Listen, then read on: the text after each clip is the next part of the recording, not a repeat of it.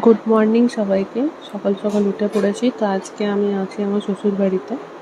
তো বাড়িতে তো আমি বিশেষ থাকতে পারি না, কারণ আমাকে কাজও করতে হয়, বাপের বাড়িও থাকতে হয়, শ্বশুর বাড়িও দেখতে হয়। তো এই হচ্ছে রুমের কন্ডিশন। যেমন কিছু করে আলনা রাখা আছে, টেবিলে জাম সব কিছুই এলোতেলো পড়ে আছে। তো এবার আমি সব কিছুকে পরিষ্কার করে নিই। তারপরে এখনও ব্রেকফাস্ট করিনি, একটু পরে করবো। তারপর পরিষ্কার করার পর দেখাচ্ছি। এই যে ঝটপট কাপড়গুলো সব গুছিয়ে নিলাম। অ্যাকচুয়ালি কাপড় খুঁজতে খুব সমস্যা হয়, তাই আলাদা আলাদা করে সবার আলাদা জায়গাতেই রেখেছি। আমার আর ওই আছে এখানে।